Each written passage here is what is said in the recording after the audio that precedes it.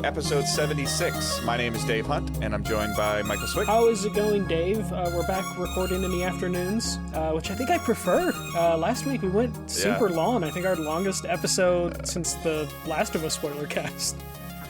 Yeah, and it was super late. Like, I kind of paid for that the next day. Yeah. But it was worth it for Josh, like, in terms of, fitting stuff around his schedule and then also with my schedule, because it was kind of like that perfect storm there where we wanted to have Josh on anyways, and in order to have Josh on, we had to record late, and then all of a sudden I had like 3 closes in a row, so I'm like, hey, we can do this.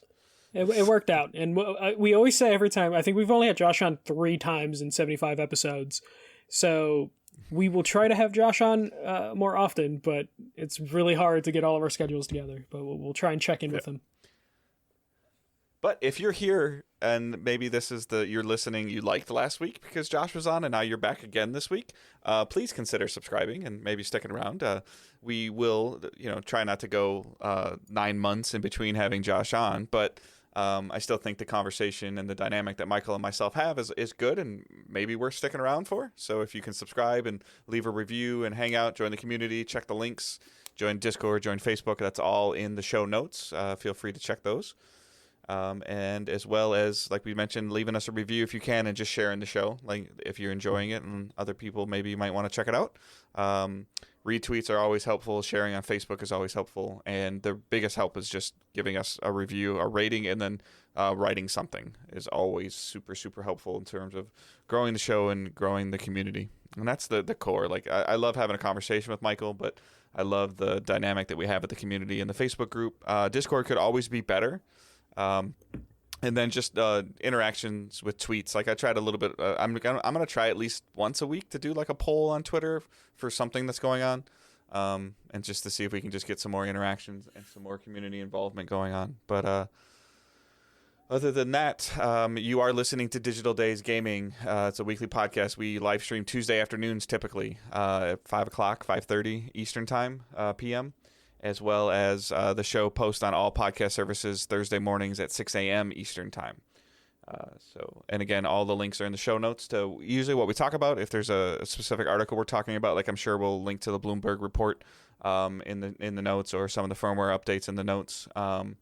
If not, then you can find them. We'll talk about them. But check the show notes out and follow us on Twitch, twitch.tv/digitaldaysgaming. Check and see if you have a Prime sub available. If you do, that would be super helpful for supporting the channel. It's a free way to do so. If you don't have Amazon Prime with Twitch, you can sub to us directly if you want, because we do have an affiliation with Twitch that helps us. We have a Patreon as well if you want to do that. But other than that, we're going to get into a lot of PlayStation talk this week. Yeah. We got 2 PlayStation stories, 1 Xbox story. We're diving in a little bit of rumors more than usual, but they're from sources that tend to be pretty accurate, so we're going with the little trust out on that. But the first one is a non-rumor. It's an official announcement from PlayStation, and that is the April update is coming this week, and it is bringing cold storage for PS5 games on the PS5. April firmware. April firmware. What did I say? You just said April update. Like PlayStation doesn't update monthly. Come on. April. That's how they put it, is PS5 April update, sir. I'm just reading a headline from PlayStation. So this is bringing extended storage to PS5, but it's only cold storage. And if you don't know what that term means, it means you can now put PS5 games onto an external drive to keep them stored to clear up space internally on your PS5. You can't play from there, but you can now store them there. This is a feature that's been on Xbox, but the PS5 is working with some different technology in terms of how they handle their SSD. And this was a pet peeve that you were annoyed that wasn't at launch. Yes, and I am super thrilled because right now my internal drive has about 80 gigs left, and my external only has like 200 gigs left, but this should help me balance things out. And again, it helps you because you have a data cap. I don't have a data cap, so I'm of the like, I'll just delete and re-download. Like I just did it this week with like 2 games. I'm like, whatever, I don't care. I kick it off either from my phone or went overnight, and I just don't even care. But for you, this is a big deal. Like if maybe as an example, Sarah takes a break from Final Fantasy for 2 weeks, you can move it over to cold storage to the external, and then when she decides she wants to play again, you can move 2 things over and bring the game Yeah, back. and with your shaky internet, this will help you out because you've had some internet outages over the last couple months. Don't try to justify my position. So this isn't the internal M.2 storage. They said that's still coming. They're still working on it, which scares me that they're like, we're still working on it. Yeah, you can't play any PS5 game off this drive, but it is faster than deleting and downloading again. They do say there are limitations on it. The limitations that they put is super speed USB, 5 gigabits per second. Down, that's just basically USB 3.0. If your hard drive is USB 3.0, you should be fine. And then there's a 250 gig. If it's blue, if your port is blue, you're fine. You should be fine. Unless you got a janky Amazon Basics cord that might not be legitimate, you're fine. There's a 250 gig minimum for the external storage, and it's 8 terabyte maximum for the external storage. Which I believe was the max external on PS4 in the in the end, yes, anyways, right? I believe so. By the time it was ended. The odd thing is, though, you can't get updates to those games that are on cold storage. They will get their updates as soon as you bring it over to the internal storage, which kind of makes sense because the patches have to copy data. I thought it said that it could do updates, but maybe not. Maybe because it's not seeing the game on the drive physically, so it doesn't know to ping it. Yeah. Yeah. So I believe that is the case.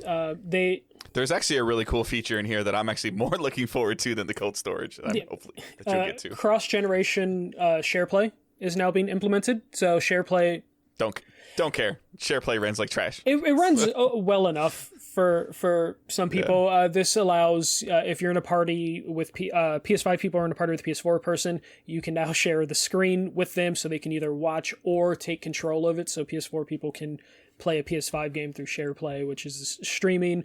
It works well enough. It's not the most ideal way to play, but it was like a fun gimmick to test games out in some instances. So I understand that I'm like reaching way far when I make this statement, but explain to me how can so if I'm on PS5 and I'm playing, I guess maybe like let's say Astrobot, okay, and you're on PS4 and you want to check it out, and I'm like, sure, no problem, like we'll do SharePlay, you can just check it out really quick. Why is your DualShock 4 working in a PS5 game, and why can't my DualShock 4 work if I wanted to use it? Or my Scuff, or, it must emulate it, but I wonder if a game like that won't work properly because it requires everything to do it. Haptic, like the haptic feedback. Because like the adaptive triggers, you can turn off and play Astro without the adaptive triggers, so it might just default to turning off those. Yeah, modes. I mean, maybe Astro's not the best example, but like pretty much any PS5 only game won't let you, if you're playing a game in PS5 mode on PS5, you can't use a DualShock 4. You have to use a DualSense. But now you can share play it. So it's just one of those things where I hope by the end of the year that they figure out a way, because some people spent some serious cash on some of these controllers. My Astro controller is an expensive controller. We gotten that for review, but I kind of miss that controller, but at the same time, when I do pick that controller up, it does feel kind of weird because I got so used to the DualSense and the Series X controller. But I think that Astro controller sold really well. So there's a lot of people that, and not that I want to go down this deep rabbit hole, but even just the ability for people that need special features to play games, like I can't, like adaptiveness, like the adaptive controllers that they built. Evo Controllers does a great job of like putting triggers or putting face buttons on the bottom of the controller because maybe your fingers can't reach that high, you're missing a finger, you have a disability, anything. And those don't work on PlayStation 5 at all. Yeah, they're going to have to do some more work. Maybe this leads to them finding a way to do that. I mean, famously, I think there was the PS3 era, fight sticks weren't working, or it was an early PS4 era, and then someone from Naughty Dog figured out how to get the fight sticks to work cross-gen. Flick the switch. Yeah, so maybe maybe we'll get to that point where someone at one of the Sony studios will figure out, like, oh, this is super easy, we can do this, and it's not just like an arbitrary, like, we want you to buy the new thing sort of scenario. So the other thing that I put on here that I thought was good is better game base to allow you to easily go to friends and parties, because I hate game base now. I don't interact with it at all because there's too many clicks into what you want to do. Well, finding a friend is terrible. Like adding a friend or finding somebody is terrible. If you have the stuff set up, like I've got a couple, 2 or 3 groups or parties that I interact with when I'm playing games, like they're there, and as long as like they're right at the top, so like that's fine. Yeah. But if you have like more than 5 or 6 groups, or you're trying to like invite somebody through the party menu, like that's just awful. One thing I'm happy about, customizing your game library. It looks like you can hide games, which is very helpful, because the especially with the moving back and forth. Yeah. But especially because I feel like the PS5 is horrible at telling you what game you're looking at. I'll talk about it a little bit later, but I had to download the PS5 Final Fantasy 14, and it was a little confusing, trying to be like, okay, I'm pretty sure I'm downloading the PS5 one, or am I downloading the PS4 one? This should help when I have to re-download stuff, of just like, okay, I'm just going to hide this game so I only get the latest one, or get rid of all those betas. Yeah. Because I know if you go into some games that you did a beta for, you click the 3 dots on that game and it'll give you like, oh, here's the alpha, here's the beta, here's the PS5, here's the PS4, and then that's the same thing in your library. You go to your library and you see like 4 different ones of your games, and the PlayStation doesn't do the best job of telling you which one you're looking at, so being able to just go in there and manually hide stuff would be super helpful for that. The thing I'm excited about is the customizing of the trophy screenshot and video capture, so you can set to which ones actually get the screenshot or video captured, because of the limited storage, if you have more than one user on your PlayStation 5 and you play games frequently, that all adds up to a lot of data taken up, because it takes a 15-second video. If you just right, I'm gonna say if you just run through a game like Spider-Man or something like that, and you're playing through it on a weekend, like every time you complete a quest or a storyline, like it pops a trophy. Every time you swing so many feet in the air, it pops a trophy. Every time you punch so many people in the face, it pops a trophy. And like you said, that adds up. And then, my situation, if my son's playing, another game, like he's playing hockey or football, like and then if it's, so now, like, I think what did we determine like a couple weeks ago that, when I played through Spider-Man Remastered and Miles Morales, I think I earned something like 104 trophies. They're like 50, like 60 trophies. Well, or in my case, where when I transferred the data from the PS4 Spider-Man to the PS5 Spider-Man, it popped all those trophies, and then it gave it like a 7 or 15-second video for each of them, which only was the main menu. I think you can disable the video completely, but sometimes I like those videos that they capture when it's like a cool moment.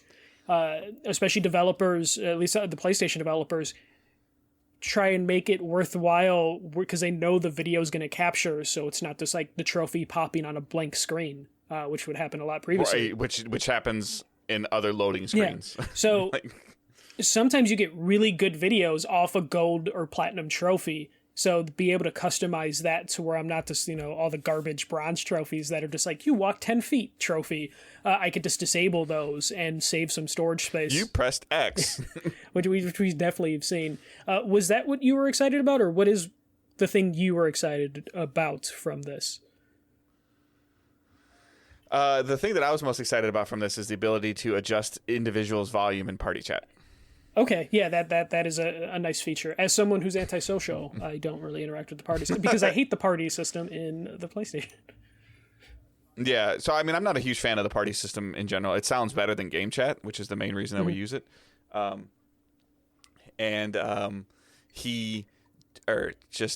You run into situations where somebody has like a really quiet mic, or for some reason somebody's like farther away from their mic and they maybe need to be turned up, and you're trying to get the balance of the game and the party chat, especially if you're doing something with like 4, 5, 6 people. There's just a lot of dynamic to that, and now the ability, similar to what already Discord does, which is a cool feature where you can actually individually turn people up or down based on like if they have a really sensitive microphone, or if they're a really loud talker, or or vice versa, they're a quiet talker. This is a good thing. So. Yeah. So this is, I think, coming out this week, or it's already out right tomorrow. Yeah, like Wednesday. Yeah. If you're watching on live, it's tomorrow. If you're listening to it, it came out yesterday. Yeah, so you're all good. I'm looking forward to this. It shows progress. The cold storage is huge for someone like me who wants to download a bunch of games but doesn't want to delete stuff. I stopped playing Avengers. I don't want to delete it. Like, then, so I'll move it to cold storage, and then when I get the energy or time, I'll hop back on that. Because right now, like, I prefer playing games on my PS5, but any third-party next-gen game I'm just getting for the Xbox just because I have storage space on that to play with. Well, and it seems like a lot of them are running better.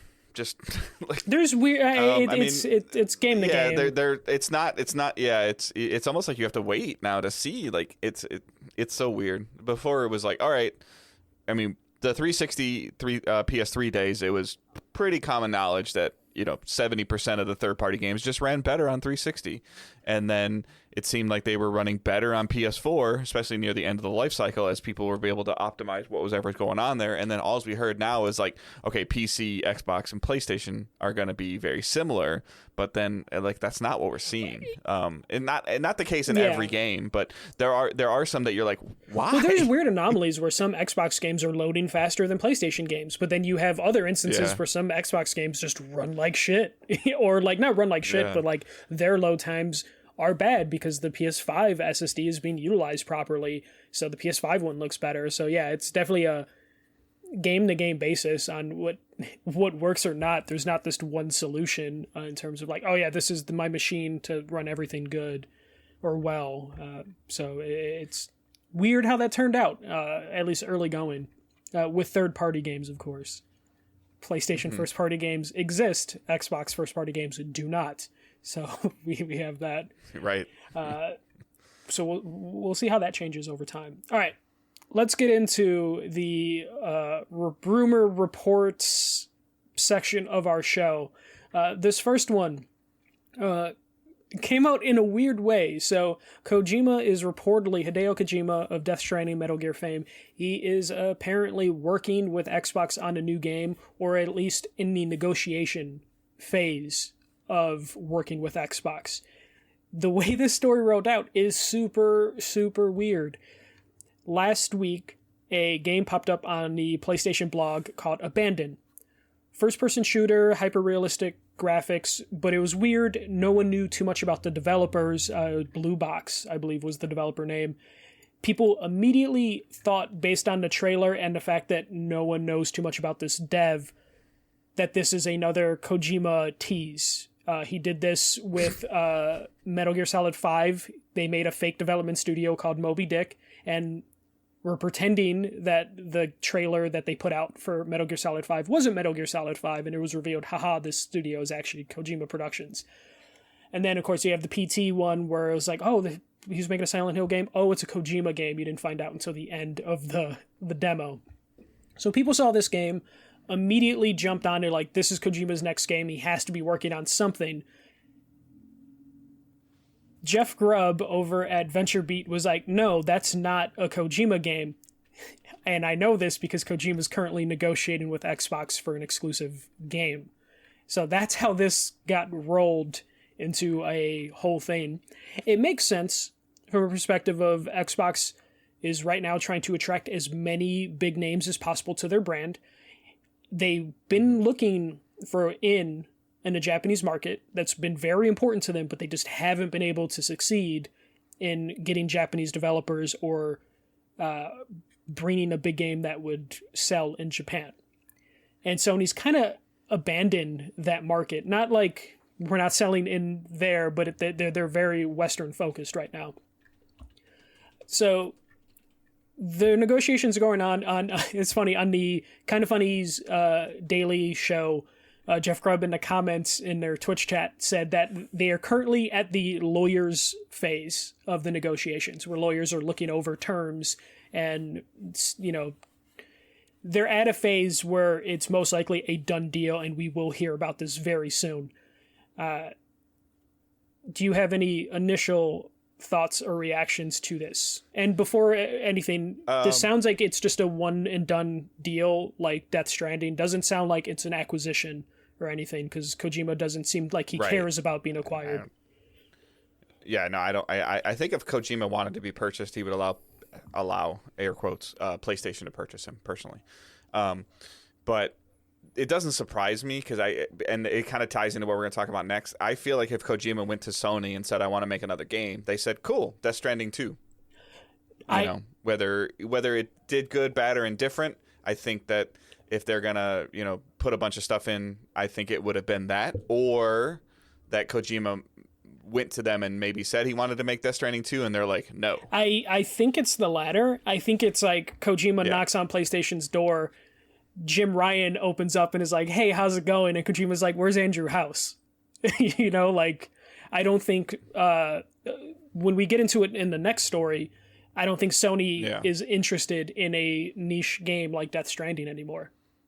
They don't see Kojima as a seller. I mean, I think it was either one. Like, I think that there might have been a conversation if Kojima wanted to continue the Death Stranding story. I think he went to Sony and maybe said, hey, like, what do we think about this? And Sony probably told him either, no. And then maybe he pitched the new, like, kind of showed like the new thing that they want with him. And they were probably like, hey, like, your last new thing was like kind of meh. Which, again, whether you agree with me or don't agree with me, it was kind of meh. Partially 50% Kojima's fault, 50% Sony's fault. The marketing around that game was awful. But it sold well enough for like Kojima's comeback, and people did like it. It just wasn't necessarily yours sort of thing. Yeah. And it doesn't seem like something Sony would be interested in now based on what we'll get into in a couple minutes. Right. But I think it could have sold tremendously better if they'd done a better job of telling people what kind of game it was or wasn't. And most of that wasn't figured out until launch. Mm-hmm. And then again, that was more of a slow burn game, which we'll kind of go into a little bit of, like, where people got their hands on it and they're like, hey, this is actually pretty interesting. If you like this, this, and this is really cool. If you don't, you're going to hate it. Mm-hmm. But also, like, to your point, like you mentioned, Microsoft trying to get their foot in the door in Japan. Maybe they're letting or they're conversating with Kojima Productions of doing something that might not do super well in the US. It might do okay because it's a Kojima game, but maybe it is towards a market where they have stumbled tremendously in over the last 20 years to get a foothold at all. The thing that I wonder how this even goes, because Death Stranding was made in part because Kojima was able to get access to like Guerrilla's engine. I forget what the engine is called. And previously Kojima Productions worked on their own engine that Konami owns. I forget what that engine was called as well, but it was a proprietary engine at Konami, and then it was a proprietary engine that they worked with Guerrilla. This could be another instance where we might not see a game for a while, because now I would imagine they're not going to be getting access to the Guerrilla engine if they're going to be signing with Microsoft. So, but it also could mean that he gets to truly do something that he wants to do, and he doesn't have to pitch it. I don't know, but he doesn't have to pitch it as like a worldwide selling thing. Like, he could be pitching it to Microsoft as like, this is the audience that I'm going after, and it could be something Microsoft's like, hey, like, that's an audience that we want to get our foot in the door with. Yeah, no, this definitely seems like a move Microsoft would want to do with how they're running their business right now, in terms of get as many things to Game Pass as possible, get whatever names we can on Game Pass. Because and as much as people hate to hear it, like, if you want to increase your thing, like, release it on Game Pass, and then if it's Japanese centric with PC, like, they don't even have to buy the Xboxes. They can just get the Game Pass subscription. And also, I would imagine Kojima, Death Stranding came to PC eventually. I would imagine he would have wanted to release it on PlayStation and PC at the same time, but instead they had to do a whole year apart. I know he's a small studio now, or he's a whole studio. He's a part of a smaller studio now that they probably couldn't release it both at the same time, but on Xbox, I'm sure they would give them enough money to be like, yeah, take your time. Here's money. Do whatever you need to do. It has to release on Xbox and PC at the same time because we want it on Game Pass on both those platforms, and negotiate basically around that. He'll probably have to switch to another engine, which could be less development time because he's maybe not working on two different versions.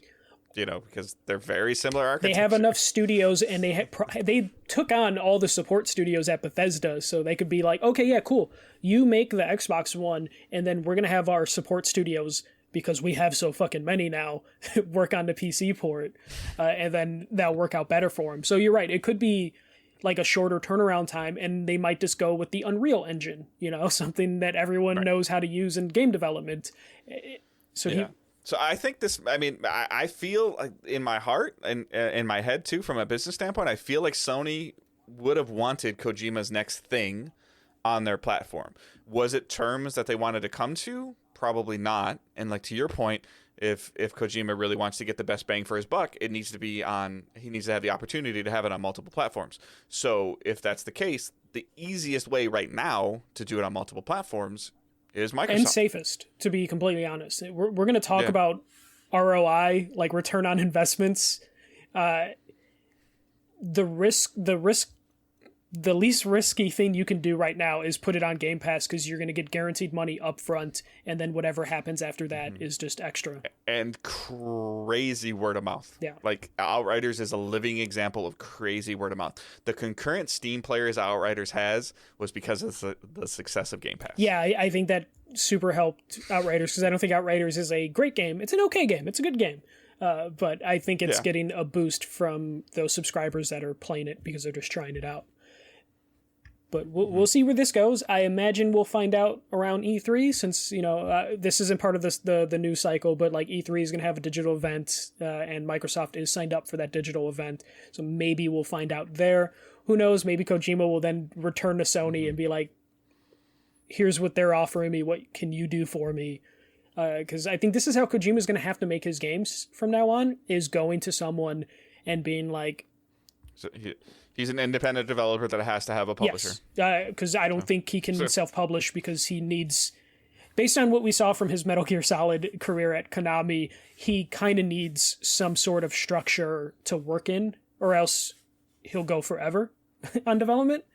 So he needs deadlines, whether they get delayed or don't get delayed, but he still needs firm dates, I think, and then he needs cash up front. Yeah.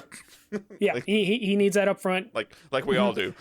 like he cannot have his teams fully staffed and just kind of working independently. They need a publisher.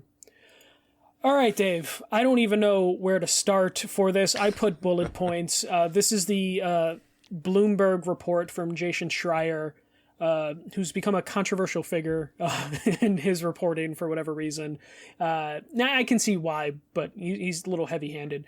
But Bloomberg put out a extensive report on the kind of current state of PlayStation in terms of how the direction they're going as a company, and some of the development issues that they're going through. So there's a lot to unpack here. And this is something that I highly recommend reading Jason Schreier's report on Bloomberg to get a little bit more details. But we'll start with the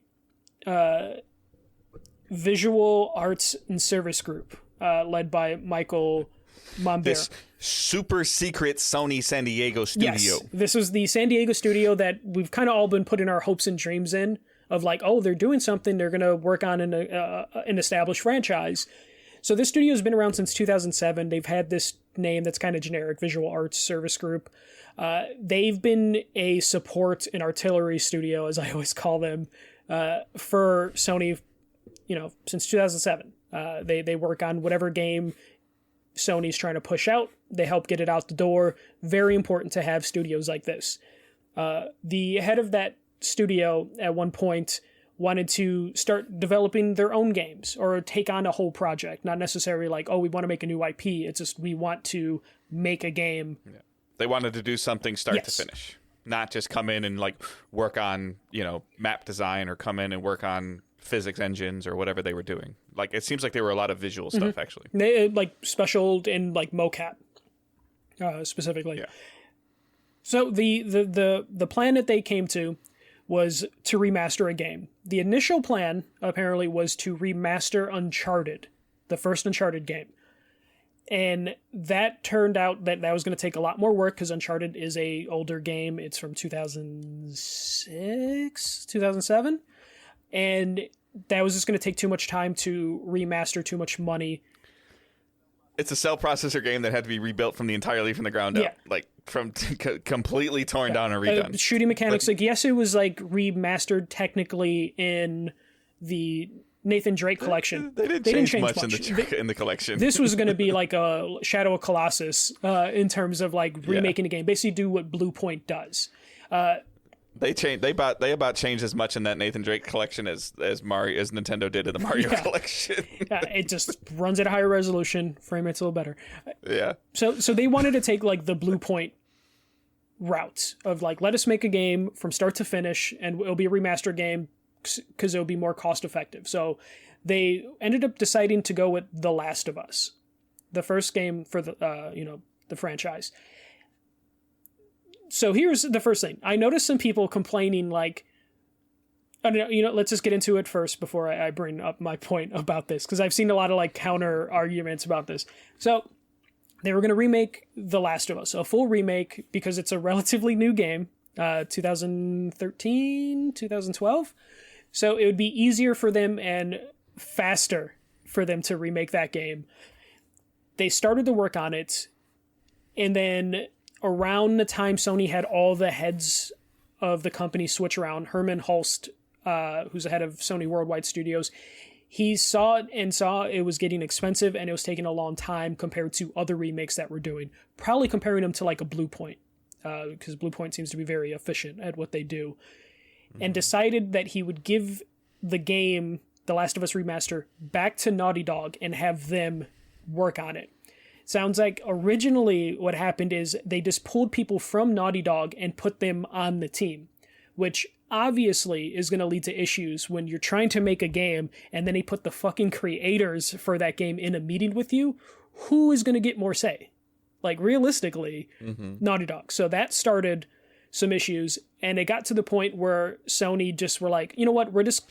Well, hold up. First of all, any proper, I feel, in my opinion, but any proper management of this, when that studio began working on Last of Us, they should have had somebody from Naughty Dog assigned to them from the start. But it sounds like they just put them like halfway through, or not halfway through, but they got a section of the game done at a certain point in time. Yeah. If you're going to do this, you do it at the beginning. You don't do it in. But especially if it's a new studio, this is what I've always been talking about addition versus expansion. Of, okay, like, take somebody that was maybe third, fourth, fifth in the hierarchy at Naughty Dog and say, hey, you know what? You want to prove that you can make a game? You want to prove you can run a team? Go here. Go help them. And you know our vision. You know our foundation of Uncharted. You've been with us for long enough that you're next in line for game director. Here's your chance. Yeah. Like, here's your chance to be like the assistant manager.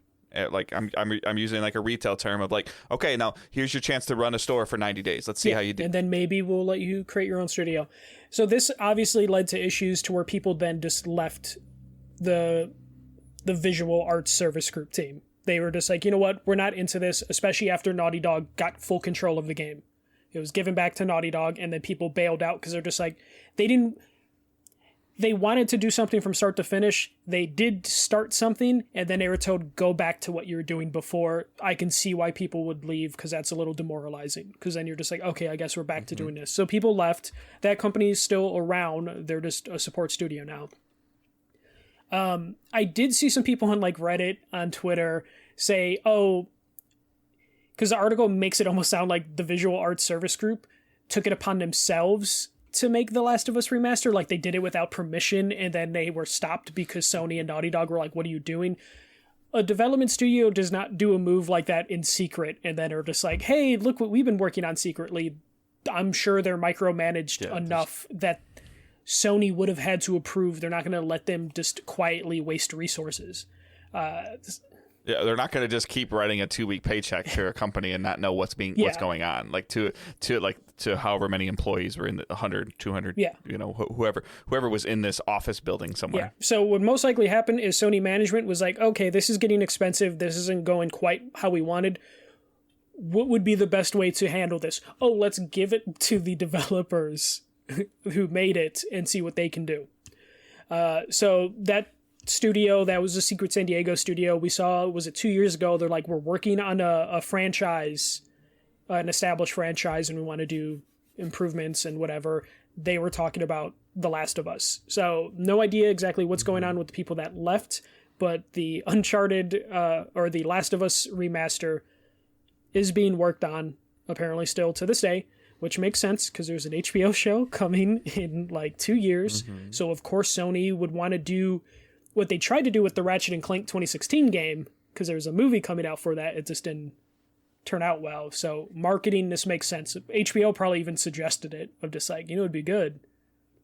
You release a video game to tie in with this TV show. Any thoughts on this section of the story, Dave? I don't want to Last of Us I don't remake. either. It's so I'm sorry. Like okay. Well, I take it back. Let me rephrase that. I don't want Naughty Dog doing a Last of Us remake, because now you're going to get into more of it later with the Schreier article. But so now Naughty Dog's making the Last of Us remake, remastered, redo, whatever you want to call it. They're still supposedly working on this multiplayer function game. And in the Schreier article through Bloomberg, it sounds like Uncharted 5 is a thing. So doing the timetable, like, okay, this factions, whatever, alleged, multiplayer mode or whatever separate game they're bringing out is probably first. Last of Us Remastered is second, to maybe hopefully tie into the show like you had said. And then Uncharted 5. So we're out to like 2025, 2026 before Naughty Dog does something new. I know, yeah, especially like I understand The Last of Us is aged, but if we go through it, The Last of Us was remastered for PS4. What is Blue Point doing? Give it to them. But if we go through it, like I don't feel like The Last of Us game from 2013 needs a remake. I know Sony financially, it just makes sense because again, this article is a little heavy-handed with like Sony's. They're very focused on return on investment. No shit. They're a video game company. They're going to be focused on return on investment, but they are playing it safe where they're like doubling down on like their franchises that sell a lot. And then for their other studios that don't sell as much, they're working on remakes of games that sold a lot. So, okay, give it to Bend. And we'll see, we'll just get to Bend right now. Like Bend did an Uncharted game. Like, and they were doing one until that got. They were helping. Okay, so that's where the thing I noticed where it's like, I understand why Sony is very avoiding risks right now because they're selling really well. I hate it that they're not taking risks anymore because that's the thing that I feel like made them is taking risks. We saw. It's what you and Josh were talking about with laden caring. Yeah. Like it's exactly what like Josh was talking about it of somebody in the top that cares about the experience for a player. Like, yeah, like, are you in the business to make money? No shit. Yeah. like that's gonna happen. There's ways to do that, but I think that the management of resources and at its core, like I'll just get it off my chest right now. At its core, the thing that I'm most concerned about from this Bloomberg report is the management style that appears to be going on in PlayStation Studios. It's getting very factory assembly line, and why that will be good on selling consoles, I feel like it's going to lead to the thing that I've been complaining about for probably a year now. They only make third-person, like, openish world games, and it's just... Well, how long are they going to take? The core of what we can talk about here when we start digging into Days Gone's success being a profitable game is it took too fucking long to make it. Ghost of Tsushima took too long. And the only difference right off the gate is Ghost sold better out the door because it was marketed better than Days Gone. The critical reception seems to be very important to Sony. Yes. But the critical reception of Days Gone could have been better if you knew what the hell kind of game it was before it came out. It's almost in the same camp as Death Stranding. I was sitting there going, I don't understand what Days Gone really is. Oh, I'm using a gun and shooting a bunch of things that aren't zombies. Yeah. I totally see that point, but it's just fascinating to see the direction they're going with their marketing, their studios. And it's scary as a longtime PlayStation fan who loves that brand. I hate saying I love a brand, but I say that and fucking shit's all around me. It's just PlayStation and video games. But to see them be like a company that produced like really original stuff to being a company that's like, we're only doing safe bets. I almost feel like PlayStation's turning into like an EA, you know, like where they're like making money, but there's like 3 brands or 3 franchises that they work with. And there's nothing wrong with that. But if they can get the factory style cookie cutter thing down, like maybe this will work. But when you look back at the recent last 10 years, and I'm probably getting ahead on your bullet points. I don't have the document in front of me. I'm sorry. But I'm getting it's not currently in front of me. It's on a different screen. If I'm getting ahead of the bullet points, is that Sony Ben did Uncharted Golden Abyss, and then Days Gone, and that's been essentially like the last 12 years. Yes. They did 1886, right? Sucker Punch. No, that was Ready at Dawn. I forget Ready at Dawn exists. Sorry. Yeah. So. Then same example. Sucker Punch did Infamous Second Son at launch of the PS4, and then essentially Ghost of Tsushima at launch of the PS5. Yeah. Like, one game a generation? That's not enough. No, it definitely for a company that is trying to get as efficient as possible. But the thing is, like, everything that they're doing, they almost feel like a company that is hurting for money with how they're trying to like cut out like the originality of stuff, but they're. I have a theory on that. What is your theory? Because like right now I'm just like flabbergasted of just like, why are you acting like you're not the best selling console and your video games sell bajillions of copies now? I think Jim Ryan is getting tremendous pressure from Sony Corporation to continue to be the thing that holds the entire company up. You think they're showing him charts of like, this company's kind of into red, this company's into red, this company's into green? No, I think the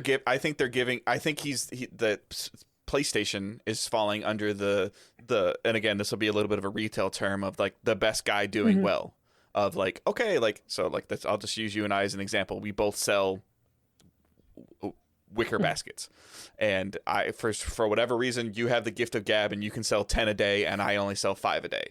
So we do this for an entire year. You're outselling me 2-1. You're better. So then all of a sudden your yearly review comes up. Your goal is to sell 16 a day and my goal is to sell 7.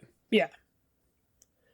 What are you going to do to get to 16? You're going to keep doing the same thing that you were doing and just trying to streamline it better. And it's because I have to hit this goal. If I don't hit this goal, I don't get my bonus. Yeah. Like I don't get my money. And I think that the like you're talking about return on investment, I feel Sony, because PlayStation brand is holding up the entire Sony division in profits. And he's just getting pressure for the companies like more money. The problem that we're having from that though is they're like, okay, how are we going to make more money? Naughty Dog's doing really well. Okay. You Visual Arts, you're working on an Uncharted remaster, a Last of Us remaster, because that's a Naughty Dog thing. Okay, Sony Bend, you're working on Last of Us multiplayer and Uncharted 5. Okay, and they're just like spreading Naughty Dog's successful franchises across all these studios. And then the problem that I talked about earlier with the mismanagement of your assets is the concern of what we heard from the Bloomberg article or Schreier's article, whichever one you want to call it, is that Sony Bend was worried that they were going to be absorbed into Naughty Dog. Whether Jeff Ross in his Jaffe interview said that was or wasn't going to happen, again, from the retail standpoint, I go personally to other stores within my company to help them do certain things. There are certain things in this company that I do very well. And very, very efficiently for, where my DMs or my regionals are like, hey, you know what? This needs to be done and this needs to be done this week. Send Dave. Like, it'll be done. And it'll be done safely, properly, correctly, the whole night. There is never a fear in my mind of my current store manager that I'm not coming back. He or she is just like, all right, he's gone for like 3 or 4 days. They're annoyed. They're irritated with it. I'm annoyed. I'm irritated with it because the person I'm going to is going to be, is a situation that I don't necessarily want to help. And they're going to have their own agenda. But I'm like, hey, you know what? I'm here to do ABC and I'm out. There's never the fear of like, I'm going to lose. Like my store manager's like, I'm going to lose Dave. Yeah. Like, but if you're, I can be lost at any time based on my regional direction anyways. But there's like that in my mind, I'm not like, I'm like, okay, I'm leaving Farmington and I'm going back to Troy and I'm never going to see Farmington again. And that seems to be the perception of these Bend people who are like, oh, do we work for Bend or do we work for Naughty Dog? Also the fear of just like, if your whole store was told, hey, we're transferring to this other thing, you would realize, well, they don't need all of us. and then you would get into Right. cuts there. All right, but let's jump into Bend. Okay, so Bend immediately after Days Gone came out pitched Days Gone 2, but they failed to get Days. Well, it sounds like Days Gone 2 was kind of started development very early on near the end of Days Gone 1 based on that Ross interview. Yeah, but he also made it sound like he was still in the pitch phase. So I'm sure. Yeah. Which is, again, it's not uncommon. They probably were working on 2 or 3 things like we talked about before. So Bend pitched Days Gone 2. Sony didn't see, or PlayStation, whatever you want to call them, it's the same thing. They didn't see the return on investment because Days Gone had mixed critical reviews, and the development cycle was really lengthy for what they got on the return on investment. Jeff Ross did say the game was profitable, but Sony now is at that spot where profitable isn't good enough when other games are selling like crazy. Like they see what The Last of Us sells, what Ghost of Tsushima saw, and then if Days Gone is just a little profitable, that's not good enough. So they pitched Days Gone 2. That didn't work. So instead, Sony told them that they're going to be working on The Last of Us multiplayer, and they're working on a new Uncharted game. And that's when you mentioned earlier, there was fear that they were just going to be absorbed into Naughty Dog and Sony Bend would be no more. It would just be Naughty Dog North or whatever. I forget where Bend is. I think it's Washington? Yeah, Naughty Dog North is fine. They're in Oregon. Yeah. So they're actually in Bend, Oregon. I didn't know that was a city. So they were put on that. They actually made a request within the last couple months to be taken off the Uncharted game. And Sony granted that, and now they're working on a new IP. So that's good news. Like they asked to be off the Uncharted game, and Sony was at least willing to just be like, you know what? Okay, work on your new IP. They probably already had something like in the oven, so to speak, that they had to put on hold because they were going to do a new Uncharted game.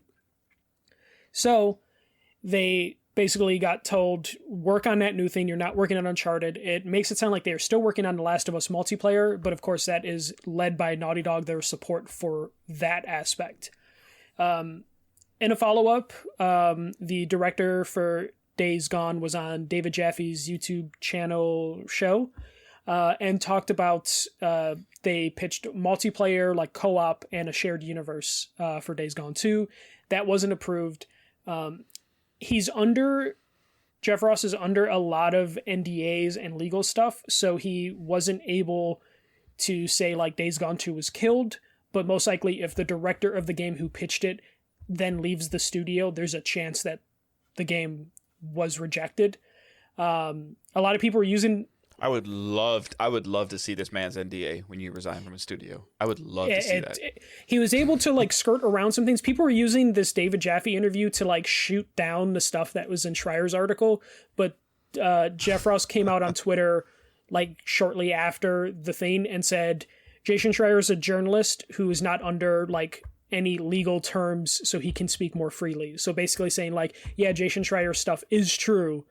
There are more details that he might be missing, but me as someone who has the details, I am legally not allowed to speak, you know, because well, plus he wants another job. Yeah, he's currently working with NetherRealm, but he definitely has to, you know, skirt around. You know, he can't like endorse anything Schreier like said specifically, but he can say what he said. I was actually shocked that he went on the show. Like as soon as he with the close departure to when he left, like that he and then I listened to a good portion of the interview. In the beginning of the interview, like I thought like, oh, like him and Jaffe like go way back, and they really didn't know each other. So it was really like I don't understand the motives behind this. Like I think he just wanted to talk about like he was trying for Days Gone 2. But he does say he didn't leave because Days Gone 2 was, you know, declined. Bullshit. Yeah, that was one of those things where I'm just like, no, like it probably got canceled, and you're just like, well, I'm not doing this anymore. Or he was afraid of what we heard in an article of people having to get absorbed by Naughty Dog. Yeah, and he said in the interview that they were happy to help. Yeah, of course you're happy to help. You're in between games. You're trying to keep your people employed. Like, of course you're going to be, you know, doing what your corporation tells you to do.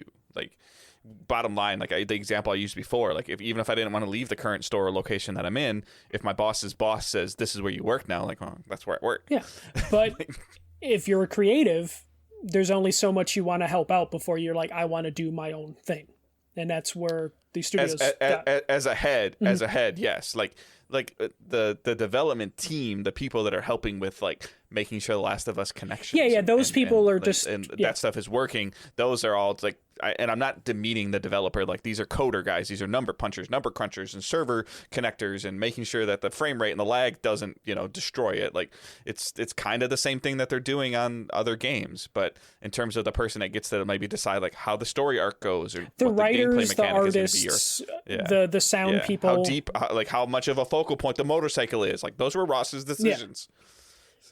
So this is the whole thing. So basically, the whole Bloomberg article is just talking about how like people are leaving Sony because of some of the decisions that are being made. I feel like the article was a little bit more negative than it. I don't know. It's hard to explain. Like, I feel like the article was very negative, but he instead of throwing a lot of little jabs, he threw some pretty heavy. Yeah. and that's the problem I have with the article. But it's at the core, that's the problem I have with Schreier in general, is that he likes to throw big punches, and those punches, when they land, they knock somebody out. When they don't, they look really bad.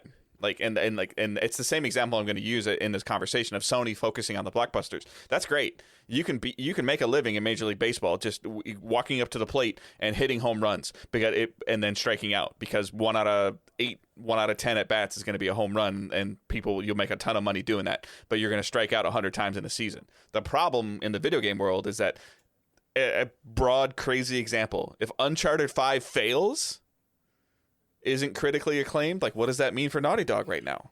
Like, yeah, they're probably protected because of what they've been able to accomplish over the last couple of years, but we can kind of see like they allowed Ben to kind of do their own thing, and Ben made them money. It probably took too long, but Ben made them money, and they're like, yeah, you don't get to do a second one. Well, it's briefly talked about in the Schreier article of just like Sony, like, what I fear for, the Naughty Dogs, the Insomniacs, the Sucker Punch to probably a little bit lesser extent, they're fine. They'll be safe. They're bulletproof. Like, they would probably get a couple bad games before Sony's like, we got to do something. I think you let them go crazy.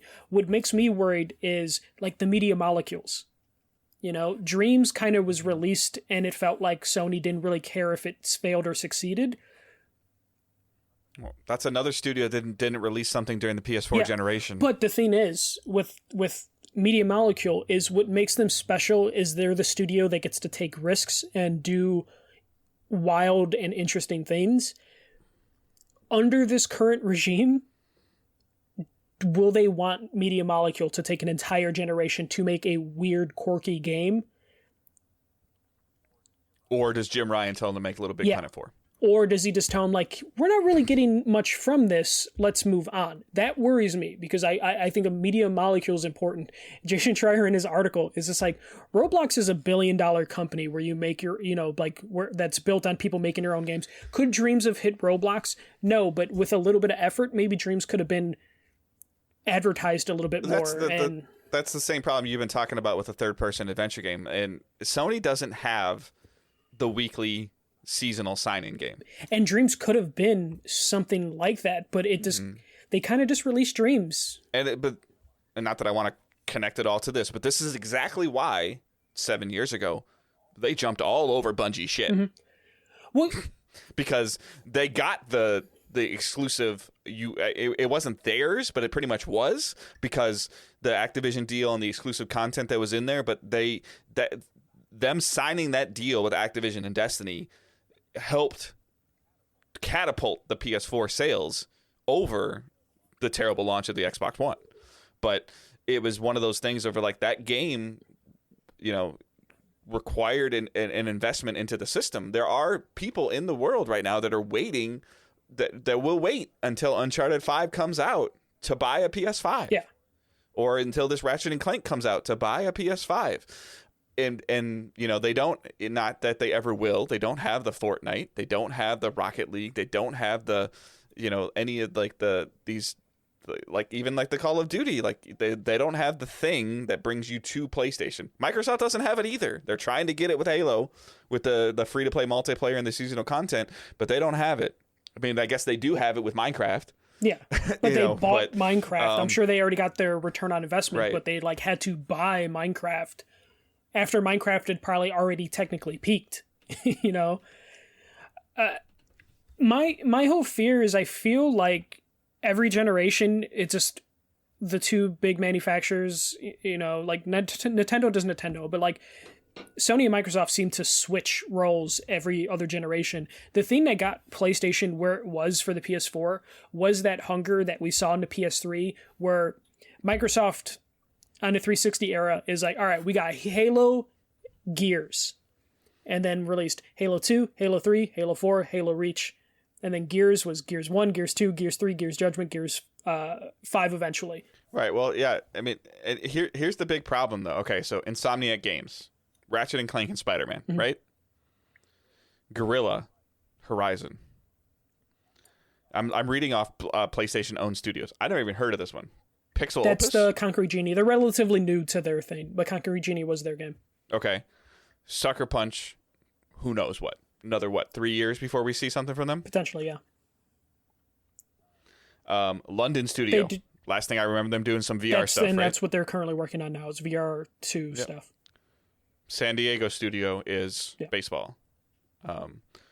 And also what caused some huge leadership changes and people losing their jobs was the Drawn to Death and the other... they were more of... The other free-to-play games. They were trying to do they were some more other artillery, Japan, in that aspect. Japan Studio closed.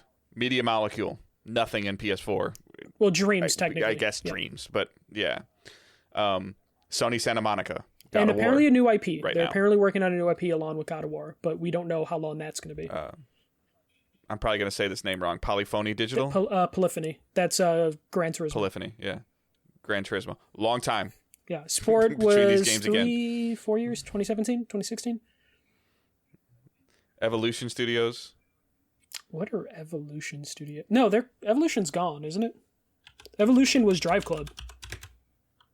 Okay, yeah. I'm just saying, like, of Sony owns, and then San Mateo Studio, are they gone too? I believe that's another... I think they might be gone. They're partnering. It looks like they're partnering with Insomniac, actually. Yeah, because Insomniac is two studios, I believe. Yeah, and then SIE Worldwide Studios. Yeah, which is just the umbrella term that works on stuff. Yeah.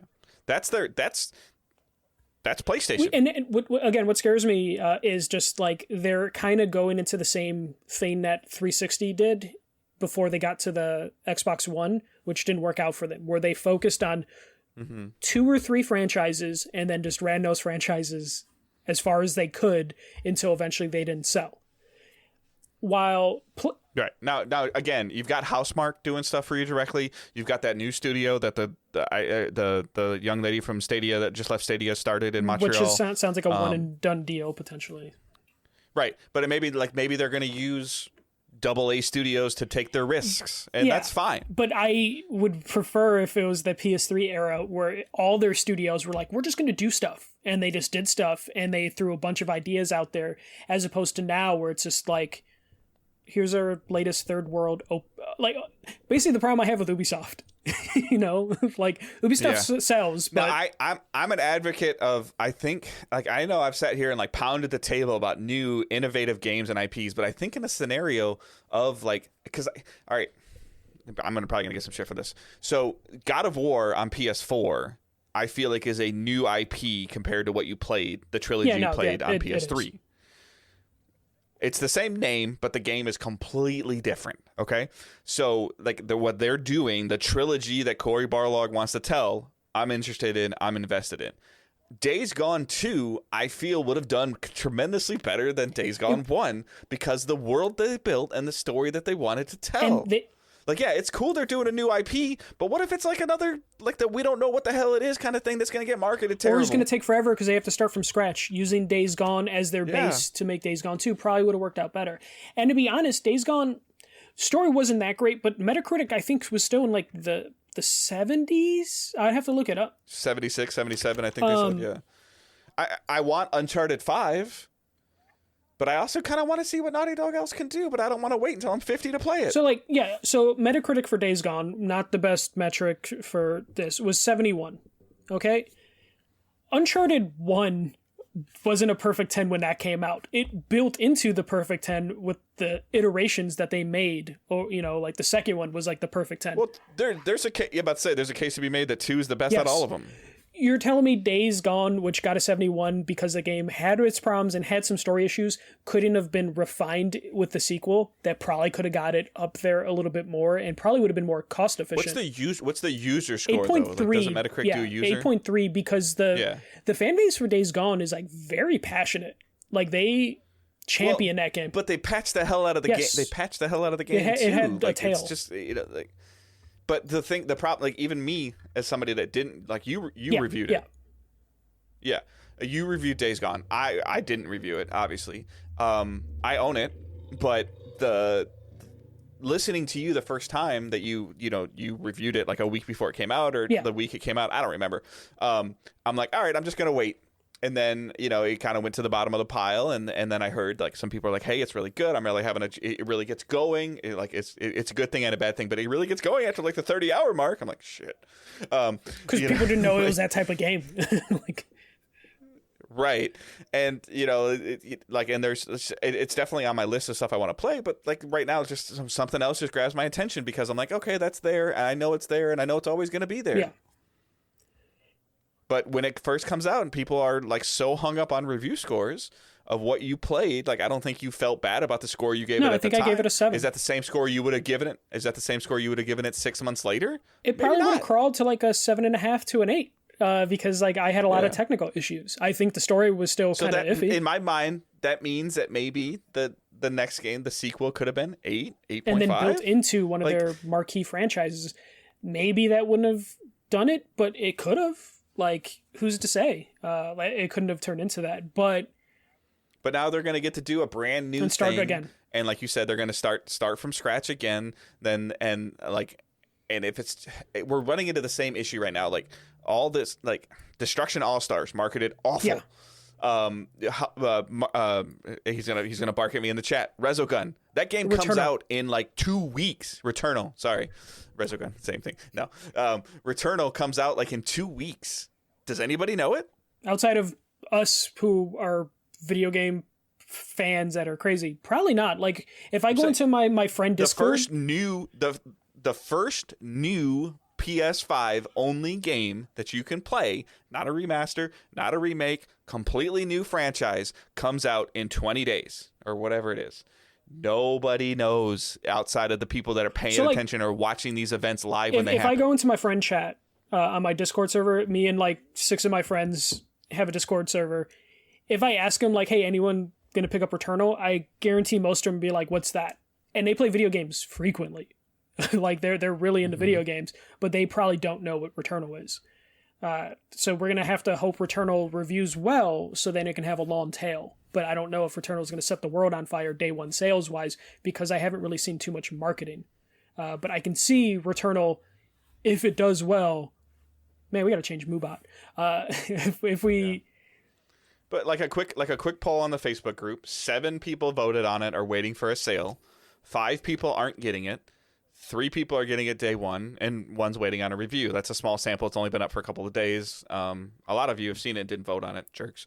And it's similar on the Twitter polls as well. It's like, and these are people that are ingrained in the community. We're talking about it. Like I mess with them, but it's all in fun. Like Dave from Philly is, you know, always talking to us about Returnal, and like in my mind, like I mentioned it to Angela today. Like I think I need to buy this game because I want to be part of the conversation. I want to play something new on my PlayStation, and I want to see what it's about. But I'm kind of in the same camp that I was with about Days Gone and Death Stranding. Like, what the hell is it? It's a third-person roguelike shooter that looks pretty.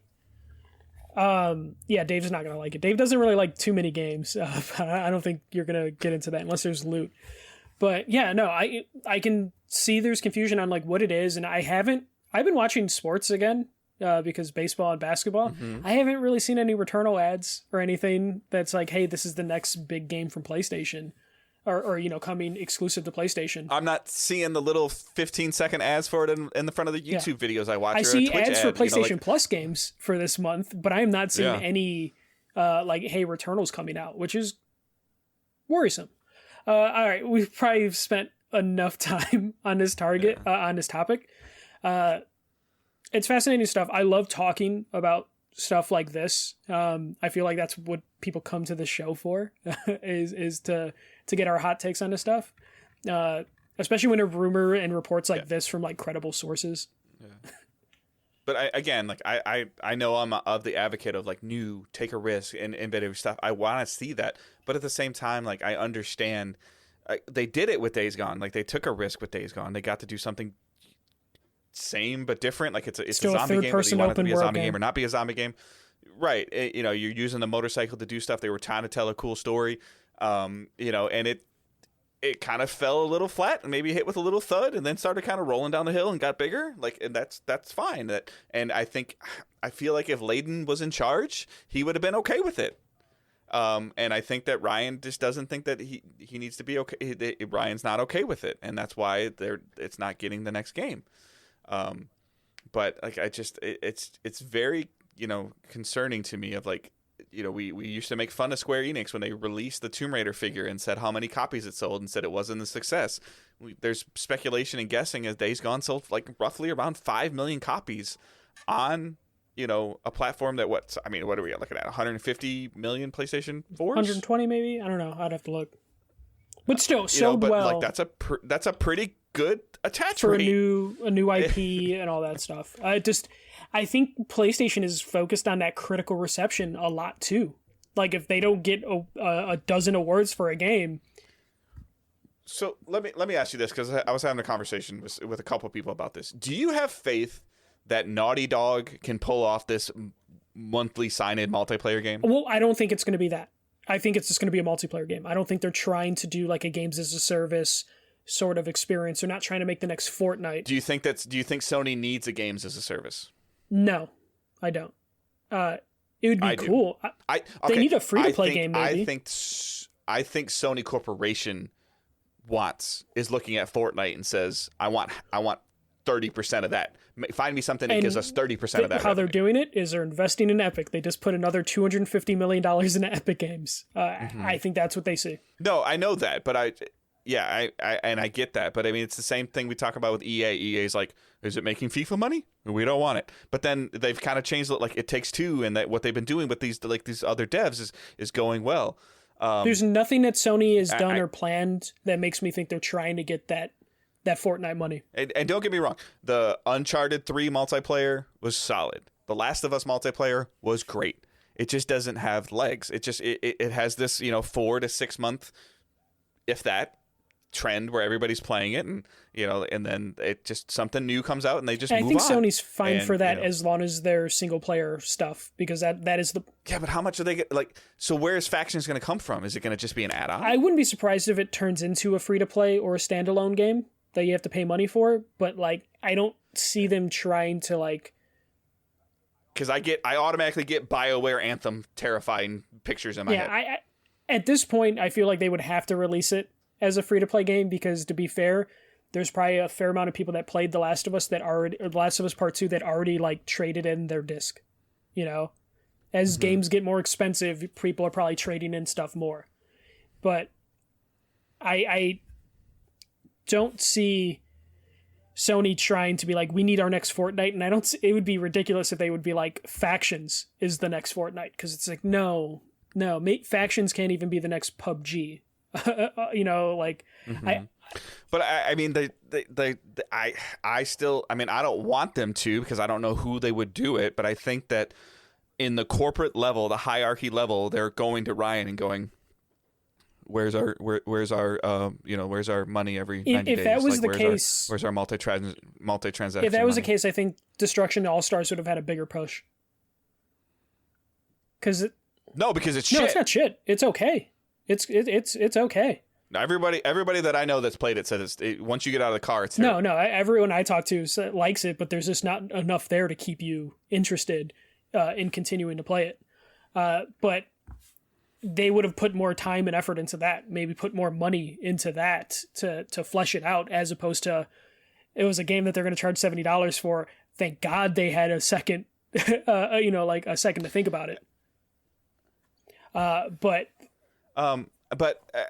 again, I'm not sitting there like they're just, and I know a lot of people that are listening to the show or watching us they're gonna hate me for this, but like, I think that Sony games could benefit a little bit from how Ubisoft handles multi-transactions in their games. And I think what they're looking at is Ubisoft makes one type of game, and that's what they're basically doing. But they just haven't figured out microtransactions quite yet. Yeah, but I mean, like if they release a Far Cry franchise, it's going to be in the top 10 games for that year. Potentially, yeah, most likely it will be. And it has microtransactions in it. $1 is better than $0. Yeah, you already know Uncharted 5 is going to sell 8-10 million. And copies. I think that's why they're trying happen. to refine their assembly line to make that more efficient and make whatever it sells better for their bottom line. So they still want to focus on their like single player games, which is good. I'm happy about that. They're just tightening up their assembly line so then they can get that profit to be a little bit more. Because I'm sure they looked at like the long process. That's why Days Gone 2 wasn't approved. They're like, Days Gone 1 took way too damn long. It sold well. Yeah, and Ghost did as well, but just Ghost sold faster out of the gate. That's the only difference right now. Like, and I'm not demeaning either one of the games, nor the studios, nor the people that worked on them. But the only difference between those two is the rate of instantaneous return. Yeah, Ghost sold well out of the gate. Ghost is a better game too. But I feel Ghost was marketed tremendously better. It was. Sony definitely had more faith in Ghost than they did in Days Gone. And Ghost was better day one. In our chat, like Dave from Philly, the Destruction of All Stars is awesome. All right. Have you spent any money on microtransactions? Because if you think the game is great, support the dev. And Michael does that on Apex. Like, he's like, I really am currently enjoying what I'm playing on Apex right now. I'm going to buy the season pass. Or Overwatch you can dump real money into too, yeah, right? But it was also a $40 game when it came out. Right. So, but I mean, that's the, and I'm not trying to like say anything good, that was the coup for Rocket League. Rocket League got its foot in the door. And they did all that to get the player base. Fall Guys did the same thing to get the player base, and I guarantee you they saw the increase in their microtransactions because of that. It's the same reason MLB The Show is going to have some success on Game Pass, because the microtransaction money is going to be there. And it's just like, and I don't want it. I'm telling you, like, I don't want it. But in an Uncharted 5, you probably should be able to buy a different shirt for Nathan Drake. Well, in the multiplayer component, they already had that in Uncharted 4. They had microtransactions in Uncharted 4. Uncharted 4's multiplayer was like, not to demean it, it was cute. Uncharted 4's multiplayer was good, but it doesn't require you to actually spend the money on it, or there's just wasn't like, no one wanted to really buy emotes in the Uncharted multiplayer. It was there for you to purchase. It just didn't catch the imagination. The games that sell really well, like the Fall Guys is an anomaly. So many games try to do what Fall Guys did. Fall Guys just came out at the right time. Yeah, so is Rocket League. I think Destruction All Stars was a good game. It just, there wasn't that much of a push, and it wasn't ready yet. I think, even though it was delayed, I think there was like, Destruction All Stars is one of those instances where it's just like, they were trying to make it a $70 game, and then last second we're like, oh, actually no, we're just going to be a PS Plus game, and also now we're a $20 game. So then they try to pack whatever they could microtransaction wise. Probably would have been fine for them as a $70 game, but as a quote unquote free to play or affordable game, it just that structure just didn't work out for them because their decisions was last second. I knew it was coming. Like, I spend it on PS Plus. Like, yes, you do. You don't play multiplayer as much as I do, I'm guessing. And you can relate it to Game Pass all you want. I spend, not comparing, I guess, but it's cost double or triple what you spend on Plus for Game Pass. So, like, the terms of what they're giving the money back to the developer, we've heard that, like Rocket League being on PS Plus was a huge success for them. Fall Guys being on PS Plus was a huge success for them. For me, PS Plus is multiplayer with add-on stuff, with cool things that I get for free. To be honest with you, at the core, most of the PS Plus free games I don't play. Yeah, I never hear you really talk about. I might mess with them. Yeah, so I don't play. I pay for Plus because I need multiplayer, and that's why I need it. When I first got Plus, it was because like Infamous was free, and when the Sony outage went out, there was some cool stuff they were offering with it, and it kind of just started reoccurring, and it stacked. But Game Pass is Xbox Live for $60 and Game Pass for $120. Yeah, and the stuff that I have access to is tremendously different. I don't necessarily think you need to spend money in Destruction All-Stars to support it. I think there's more issues with Destruction All-Stars despite it being like an enjoyable game, just because of how they structured everything for that game. Because that game had a bad rap going into the launch of the PlayStation, because it was a launch day game that no one knew shit about, and then they didn't market it outside of being like, hey, this one's a PlayStation Plus game, and then it just kind of went away. And then they extended it because they're like, maybe enough if you didn't. I'm guessing enough if you didn't download it, so let's extend it because to get some more players in there. With your take on PlayStation Plus games, I don't add every PlayStation Plus game to my library because I don't care enough to do it.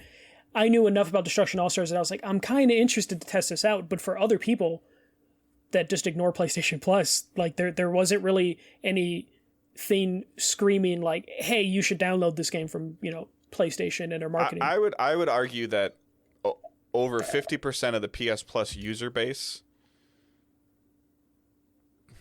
probably doesn't know they get free games. When I worked at Target, I would be surprised how often people didn't know the games that were free for PlayStation Plus.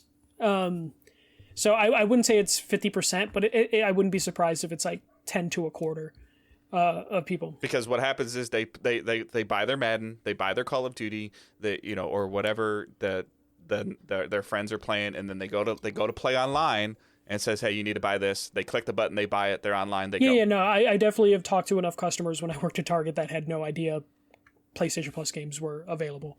Which is why we're also seeing on Xbox where they're focusing on Game Pass and not really Xbox Live, and they're probably going to get rid of Xbox Live eventually. Xbox Live games are garbage. Oh yeah, Games for Goat is trash. Stuff that they've been, is bad. But I think that's them trying to incentivize you to switch over to the more expensive service by just putting out. Nothing. Yeah, people were talking about Oddworld in the Facebook group the other day, and the fact that these games are getting the exposure like that, I think is great. But I look at PS Plus as like, I need to spend $60 a year to be able to play multiplayer. And fine, you guys can all read between the lines. I need PS Plus to play Destiny. If you want to say that, that's fine. Do you? That one's free to play now. Yeah, but I mean the expansions. I think I think it once. I don't even know how that works. And you don't need Plus anymore, Dave. You need it for party chat, but Discord's better. All right, let's move on from this before we talk into circles. You cut off on me. Sorry. So again, I laugh at the segment, but it's every week. It's valid. So, what's delayed? Deathloop again. Yep. Deathloop is now September. Yeah, it is now September. It was coming out in May, so this is cutting it close of when they're delaying it. Do you think that so now Deathloop is supposed to be September, Ghostwire is supposed to be October, right? November is usually chock full of third-party stuff. Ubisoft classic open world game, a Call of Duty game, a Battlefield game, like that's probably going to be November. Where do Horizon and God of War fit in this equation? God of War doesn't fit in this equation at all. I don't feel like they were being honest at all about God of War coming out this year. At all. Horizon, I have a feeling, is going to be their March game. I think this could be an instance where Sony was just like, okay, we have nothing, but we have 2 exclusives coming to us that we paid money for. Let's move them into the end of the year to like cover us. And then I feel like this main Ratchet will probably get delayed to August. Just to I was waiting. And then how do you feel about one PlayStation Studio game coming out in the year that your system, essentially in the physical year your new console I'm weird. Launches? I want games to be good, so I'm fine with it. If I was just wanted PlayStation games right away, I would probably be upset. But me personally, I'm fine. Take your time with Horizon. Take your time with God of War. I don't care. I will wait. There's plenty of third-party games that will keep my interest. And again, before anybody jumps on me, I'll be in the same camp if we don't see Hellblade 2 and Halo. We're not seeing Hellblade 2 this year. But I have the problem where So I tier my Sony exclusives are day one purchases. Therefore, they take. That means Returnal's a day one purchase. It's not for first. It's not a. No, it's not a. It's a Sony no, but exclusive. it's not a first party studio. So I should rephrase that. I got you. Sony first party studios are day one buys for me every single time. No matter which game it is, I buy it day one. And that usually means I don't fuck around with the third party games. I skip most Ubisoft games. I skip most EA games. I skip most Activision games. This year, because they're not going to have anything, I will finally be able to play some of these games that I've been skipping all these years. Probably not going to play any of the Ubisoft games, but there could be some like other games that I'm be more interested in. Ghostwire would be a game that I would probably skip, but now because there's going to be a lack of Sony first party games, it's got bumped up my list. So I'm fine with it because I don't mind Sony taking their time with their first party Which games. I also think is going to be the same. There's going to be a lot of people that are thinking like you, and they're going to pick up Returnal for that exact reason. This Returnal, if there was a Sony first party game coming out within like a couple weeks of it, I would have skipped. Now there's nothing near it at all, especially with Deathloop being delayed. I'm going to get Returnal day one. Just because I want something new to play. We talked about it. We talked about it months ago of like, okay, now Deathloop and Returnal are too close. Who wins? Well, now it doesn't matter. Now Deathloop and Ghostwire are too close. Who wins? Yeah, and those are the two Bethesda games that are now owned by Microsoft. So Sony's just like, fuck it, who cares? They're exclusive, but who cares how they sell? So there, in your mind, there's no chance for Horizon in August because you think Ratchet and Clank's moving to August. Yeah, I think if Horizon was coming out, it would probably be their September, October game. I just don't have faith that Horizon... I think they like to have a March game. They like having that March game. I think that's going to be Horizon, and God of War is going to be holiday. We have not seen enough or anything really of Horizon for me to be like, yeah, that's this year. And God of War, all we've got is a teaser. A logo teaser. We're due for another state of play. There needs to be a state of play before Returnal comes out with a more in-depth look at Returnal. Even if this is 5 days before the game comes out, a more in-depth look at Returnal. And then, some more stuff with Ratchet announcing your delay. But then, not a big delay. I don't think Ratchet gets like a huge delay. I think it's like 2 months, 3 months. Like I said, I did over under August 1st. Like, and you were saying under, and I said over. Like, so like an in-depth dive of Returnal, the delay for Ratchet and Clank, and a date for Horizon. And I said it on Twitter to somebody else as well, half joking, half serious. Date your damn PS4 game. What do you mean? Horizon's a PS4 game. I forget Horizon's a PS4 game. I'm still waiting for them to pull the rug on that one too, and be like, nope, sorry, we lied. Or we thought we could, but we couldn't. I think we're going to see that a lot. Just like there were people that were doubting me when I was like, there's going to be a lot of game delays this year. And there have been a ton of game delays. I feel like we will get that with the games that they promised that would be PS5 and PS4. And again, I have nothing against Returnal. I'm just talking to you from a consumer standpoint of like Michael's saying of like watching TV. Like I'm watching the Super Bowl or I'm watching a baseball game or I'm watching a basketball game or a March Madness and it's not there. Yeah. And it's not like Sony's spending money on other things, because they don't have anything unless they're saving it. The PlayStation ads are there for the console you can't get. Yeah. I almost wonder if like the console sales just aren't exactly where they want them to be. So they're just like, why are we going to advertise any games? Which is shitty. But that could be a possibility. And I'd like, even up to launch, like what commercials did we see for Destruction All-Stars? That's what I'm saying. Like that's why Destruction All-Stars. I don't understand their marketing. Like I don't understand their marketing. And there's like in that Jaffe interview, they talked about these services that like predict review scores like 6-9 months in advance, and they're pretty damn spot on. And that also determines if they're gonna do their marketing budget. And I hate to say it, but I guess if you're looking at the trend of what happened with Days Gone, Returnal's going to review at a 7. Probably. It would we would hope it's in like that 7 to 9 range. But we'll see. I have faith in And Dave from Philly put it in there, like if those and again, this is not me digging on Returnal. This is me digging on Sony paying for this game and their strategy for marketing. This YouTube channel that you link to, I will check it out. I think you linked to me before, and I checked some of it out. Why isn't this on Sony's YouTube channel? It might be, but Sony's YouTube channel's kind of turned into a mess of just like every video game that comes out for the PS4 and PS5 they just throw trailers out on it. I feel like the PlayStation blog used to be a really good source for information, and it kind of has not turned into that. But we'll see. I think he's saying so I used to subscribe to the PlayStation YouTube channel, but it's just trailer vomit at this point. Yeah, you know what, and again, I'm going to use this game as an example because it's been on the PlayStation YouTube channel and it's been on the Xbox channel, and again, I don't know what it is. Whatever this Hood game is that's coming out, that's like a character-driven like night game, it's getting enough marketing and advertising for the stuff that I'm looking at that I'm like, when I see another thing for it, I'm like, huh, like what are they talking about now? Like, and I don't know who makes those decisions or who doesn't make those decisions, but I feel like if I'm Sony, I'm shoving this PS5 only game in your face violently.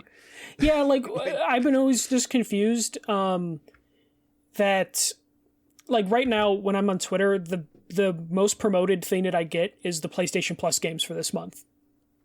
But I'm not getting Returnal or I wasn't getting Deathloop or anything. It was just, here's April's PS Plus and here's March PS Plus because it was Final Fantasy and they're doing a big push. And there was like a big marketing push on my Twitter feed, my Facebook of the PlayStation Plus games, which seems to be more of a priority because that is like a service that they get a return on every single month from your subscription. Yeah, no, I get it. Like, and I'm fine with that. But it's just if I feel like if God of War was coming out in 2 weeks, like it would be all over the place.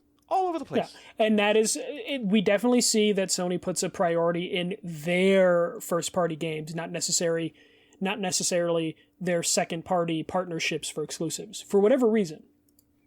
But again, we should probably move on, Dave. Yeah.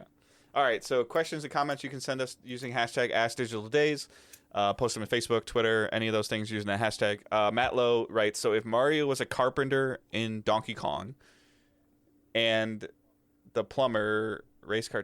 I can't. So if Mario were a carpenter in Donkey Kong, then a plumber, a race car driver, and various other jobs, why can't he just hang on to a job? Also, when is Nintendo going to release a real plumbing simulator for Mario? I don't think a plumbing simulator would be very kid friendly in Nintendo's market. It'd be a lot of shit, and I don't know if Nintendo would release a game with a lot of shit. Wow. Okay, Andy. It would be. It's a plumbing game. Like I don't.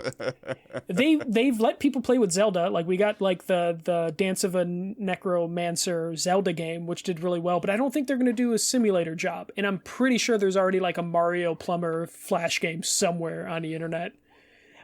Why he can't hold a job is because he's popping mushrooms way too often. Oh crap! You know what? I jumped right past. We'll do it after questions, if anything. Yeah, my bad. So, all right. Stephen Wren, if money was no object, what car would you buy and why? I'm actually more interested in your answer for this because, wait, do you have a driver's license? No. Okay. I don't care about cars. One that moves and is efficient on gas. Maybe an electric car. I don't know. Yeah.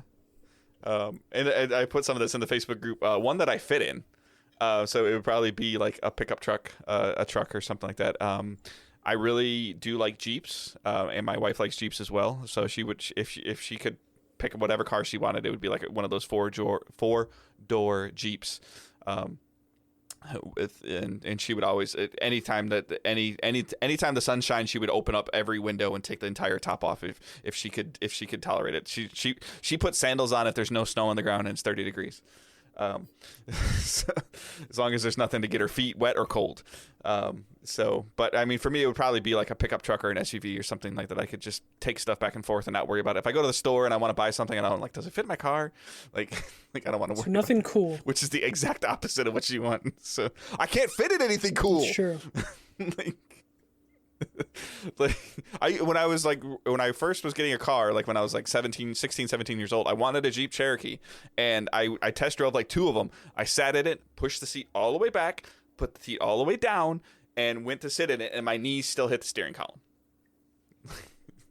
You were in LA with us. Have you seen me in Andy's car? Yeah, I think I also did. You have a PT Cruiser you picked me up in? Even that seemed, and I can fit in that. But even that didn't look like but it I was mean, great. I sit a little bit too high. Yeah. I sit a little too high in it. But at the time of like, that was the best deal mileage wise car that I could get. My wife drives a Ford Edge. I fit in that great. But she gets the better car. Yeah, and I think cars are boring. Like, and then he just left chat to go to work. But Robbie Seifert asked, using hashtag #AskDigitalDays, do you think we'll see an Xbox Series and or PlayStation 5s being sold physically in stores by the end of summer? No. yeah, I don't think so, because this semiconductor shortage is no joke. And also, they're doing pretty well off stores, like online stores. Yeah, I think with the semiconductor stuff probably won't be fixed this year. So we probably won't get that. I think you'll be able to buy one this coming holiday. I think there's going to be a big effort from big box stores to have consoles in their store for you to shop in, but I don't think it will be this summer. I think they'll hold inventory for this holiday season as they welcome full capacity stores back. Dear God, we can't have full capacity stores, but they will do it. They will. As an example, let's just say like Target, purchases like 1 million units, like what Michael's saying in for the fourth quarter or for September. I could see a scenario where they do like they drip feed you like 400,000 of the units over curbside pickups and online stuff. Like, hey, this will be available September 10th, October 10th, October 20th, November 15th. But then, the ads that hit like, going into the last 6 weeks of the year of like, welcome back to the stores. We've got systems in stores for you, and they'll take the 600,000 and distribute them to the stores. It doesn't mean that you're going to be able to walk into a store and find one. That's not going to happen. Yeah. It's going to be all over the the Facebooks and the socials that, hey, Target's getting a drop shipment. They're going to put out 20 consoles at each of their stores on November 21st, and there's going to be a line out the door on November 18th. Yeah, it's like kind of like GameStop was doing. At one point, GameStop was like, we're going to have 10 PlayStations and 10 Xboxes in our stores, but retail will. They're going to bring Black Friday back this year. They let people have Thanksgiving off last year, but they ain't going to do that this year. They're going full on back with that bullshit. Yeah. And they'll be in store then. All right, so because I'm so out of order, we're going to do what we're planning on watching. Sorry. Do you want to go first? Okay. You can go first. Go ahead. So mine's pretty light. I'm playing... I dabbled in Final Fantasy 14 on PS5 just a little bit. Sarah's actually playing it on the TV next to me. 1440p is the way to play that game, because 4K, the frame rate is fucking trash. Oh my God. Too much stuff on the screen. So the load times are better. The resolution stuff is better. They fixed the UI to the UI isn't running at like a lower resolution than the rest of the game. So it's running better significantly. By default, it puts you at 1440p, and I think that's where it needs to stay. It's also running 60 frames. They don't promise 60 frames consistently at 1440p. You have to drop down to 1080p to get the 60 frames. But in 4K, holy shit, that game like chugs real bad. It was like a instant like eye-inducing headache. Like your eye just twitched immediately, and you get a headache if you play it in 4K. Hopefully they tweak that and fix that. Other than that, still playing Enslaved, hoping to record a spoiler cast for that. And also, if there's any old games you want me to review with someone else, or Dave potentially, if he dusts off his PS3, let me know some games from the 360 PS3 era you'd want to see. That's Michael at digitaldaysgaming.com. I dabbled with that Pac-Man 99 that came out last week. That's another one of those games that I heard about it for like 8 hours. So Tetris is a better game than Pac-Man, and I think that's why you heard Tetris 99 for like the whole year, and Pac-Man, it was like, oh, this is okay, but this is Pac-Man, and I don't like Pac-Man. I'm not. Well, hey, when you do your Enslaved podcast, you have at least one listener, Curry. We'll listen. So I don't like Pac-Man is what I'm getting at, enough to play Pac-Man 99. Pac-Man's okay, fine, cool. If you're at an arcade and it's there, okay. And it's okay. It's free with Nintendo Switch Online like Tetris 99. Whatever. I played Tetris 99 immediately after I played Pac-Man 99 because Tetris 99 is still alive and well. I'm sure Josh is pissed because I saw Josh was excited for anything new Pac-Man, and I'm just like, you like that? He's gonna just randomly pop in our Discord channel and like, just, hey, yeah. excuse me, he doesn't sir. listen to it. Get off my lawn. Someone has to clip this and show it to them because he doesn't listen. Look at that. You're going up and down in favor with Curry. Like, he's like, I'll watch that, and it is. I'm just saying, You're gonna get a Canadian mad at you. How do you feel about that? Pac-Man 99, I don't think is that good. It's an interesting concept, but Tetris is better. And then I'm playing Astro Aqua Kitty. This is like, there's a game called Aqua Kitty Milk Mine Defenders that was on the PS4 and Vita back in the day. I interviewed the developer for this game that will be on the feeds either this week or early next week. It's just it reminds me of kind of like a Gravity Crash sort of experience where you're controlling a ship and you're basically shooting like alien monsters and going through asteroid fields and just kind of mining your way through. There's some light RPG elements. I'd recommend listening to the interview that we'll post up soon to get more details on how that game plays. But it's a perfect like Switch game in terms of like for handheld mode, and it's coming out to. I'm waiting for Angela to pop in the chat and be like, what in it? I'm editing it, don't worry. And then it's coming out for Vita this week, Vita and PS4. So that's nice. part of the reason why I wanted to do the interview, just to be like, hey, let's talk about the Vita. Wait for that to come, and I'll probably talk more about Astro next week because I've only got like an hour or two into it, so I haven't gotten super deep into it. What are you doing? You watch anything? Or? Nothing of interest. Like Winter Soldier was good this past week, which I think I needed. It's only like 2 episodes. I know left. it was definitely one of those things where I was like, I was waiting for the series to like pick up, and it picked up, and I'm interested to see how it's gonna go and where characters go. But that was really it. Finished watching the Nana anime, which I watch like every year. So watch that, but that's it. Yeah, so I mean, I did a couple like for watching. I mean, I watched Falcon and the Winter Soldier, watched Mighty Ducks. We finished that one I can't remember the name of, something Springs, that's on Disney Plus as well. And the playing, I went back to Immortals, Phoenix Rising. I had kind of forgotten that they did some season pass stuff. In the classic, like what Michael doesn't like, the classic Ubisoft fashion of like, here's a game and here's the gold edition and the silver edition. Yeah. So there's an expansion thing. The season pass is like $40.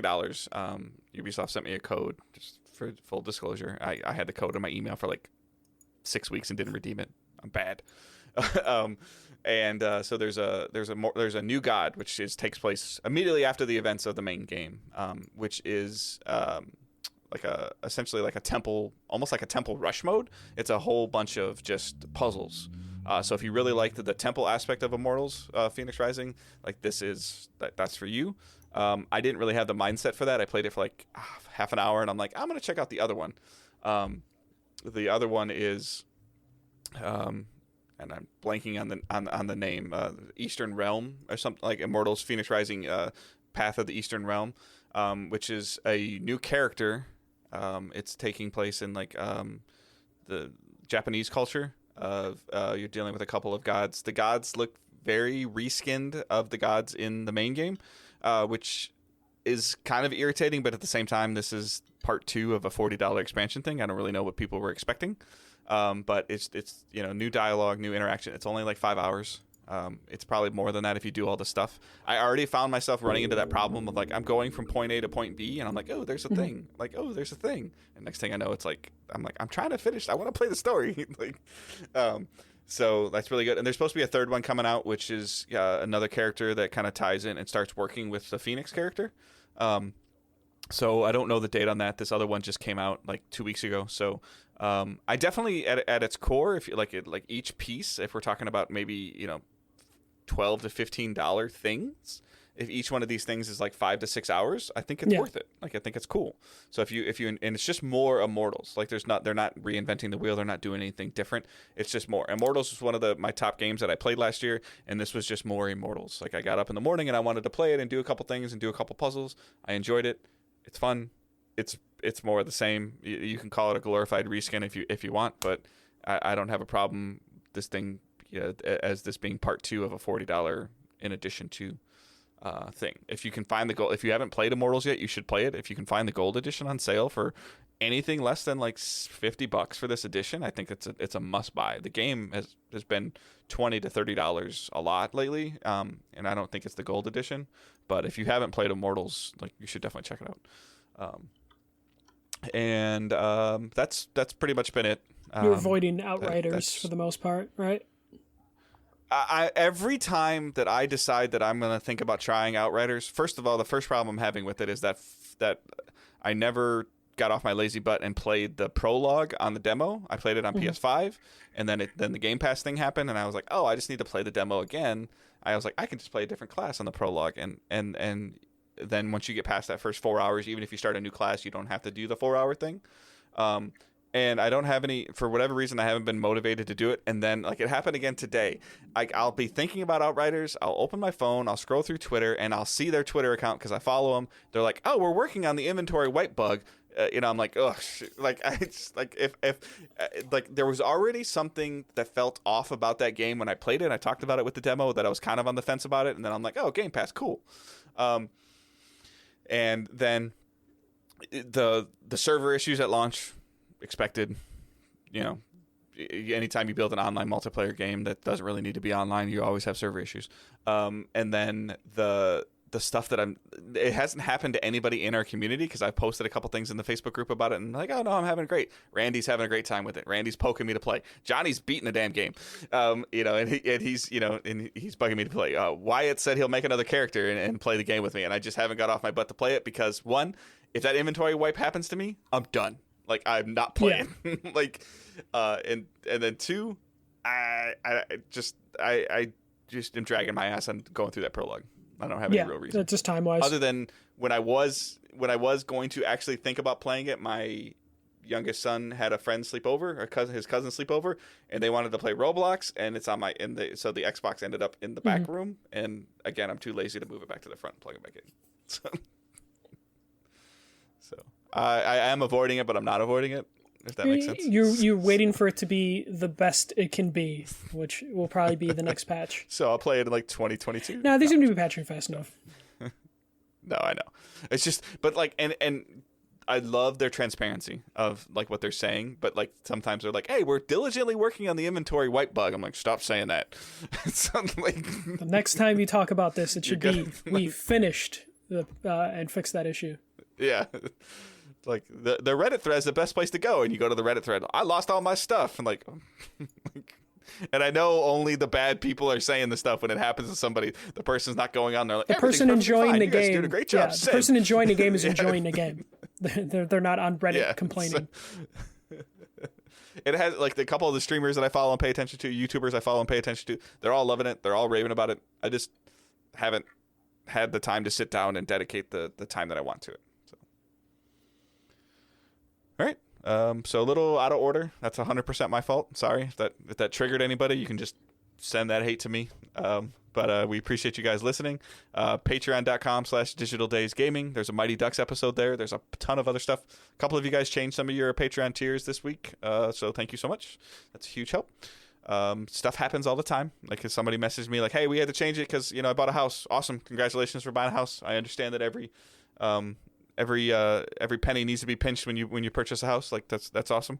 Please do not support us because you feel obligated to. Please support us because you are financially able to. At the same time, somebody messaged me like, hey, I've been working a bunch of overtime. I upped my tier. Thank you. Appreciate it. But just like it's there. If you want to use it, use it. If you don't, you don't. Like it's fine. So there's a bunch of other links and other things there in the show notes. Join the Facebook community, join Discord. You can get a little bit more active in Discord. Like follow us on Twitter at Digital Days Pod. Follow Michael at the First MJC. You didn't talk about WrestleMania at all. Oh yeah, WrestleMania happened. Sasha Banks and Bianca Belair had the best match, and that was night 1. Night 2 was good, but it just wasn't. I don't know.